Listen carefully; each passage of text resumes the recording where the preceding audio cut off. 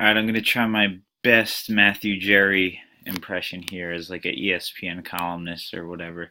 So, all right, so you got the NFC East, you got all these divisions, right? You've got your regular season wins, so you can see every win is times seven. So I just times seven. You got New England at 98, Pittsburgh over here at 77, Houston 63. These are all the leaders in this little area right here. And then you could see that we have like division titles. So 15. Obviously, these guys were winners. Then you have your wild card that a few guys got, so that's an extra 10. And then if you get to the Super Bowl, it's an extra 25, and if you win the Super Bowl, it's 40.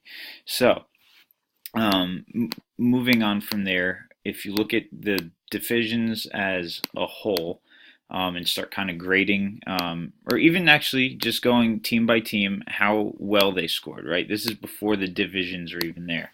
So we've got New England at top, Atlanta, you've got Dallas, Kansas City, Oakland, Pittsburgh, New York, Washington.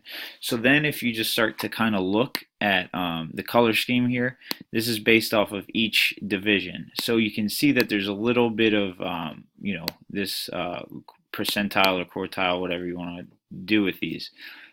New England had a great team. The problem is that the rest of their division wasn't too great, right? Miami was here, and that's great, but then Buffalo was a big drop off, and the Jets were a big drop off.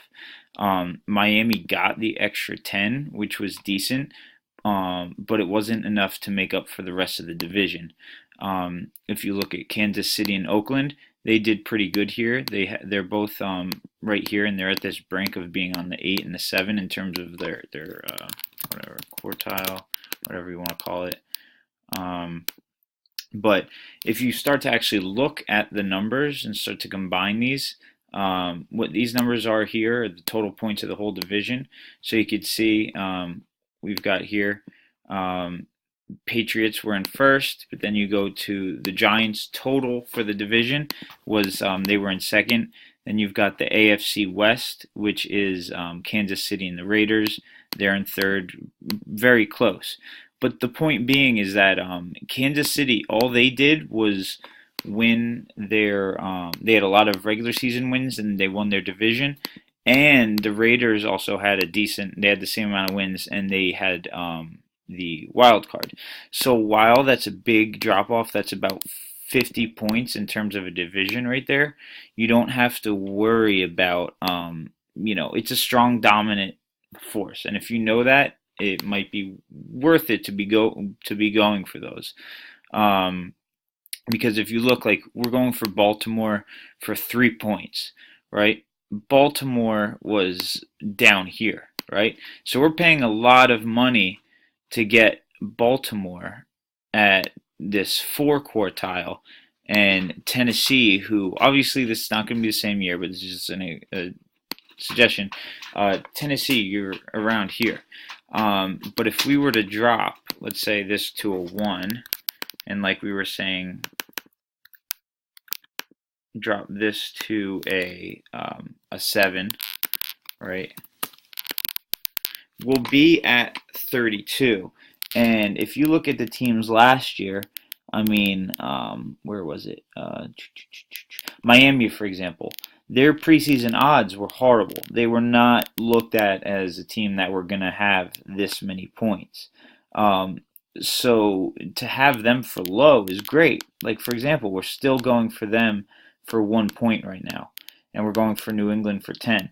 Is it worth it to go for these teams that are kind of in the middle just to spread it out? Or is it better to say, let's get some decent teams from a good division, right? Like, for example, Dallas and New York Giants right here. Them combined made up for a lot of these points right here. Where is it? So 91 for the regular season for Dallas, and then you've got 77 for the Giants, and you've got all these points right here. And even with Philly in the division bringing them down, they still stayed up there, right? So if you can choose a division where you think it's strong enough, it would be worth it to take the three teams, because even if one of them does bad, you're only expecting to spend like 1 point for them, right? This would obviously change to like, I don't know, Philly, no, somebody just that's worth 1 point, you know. I don't know who's there, but let's just say like Arizona or something, right? Um, it's probably better to go for those big teams and use the big numbers rather than trying to spread it out.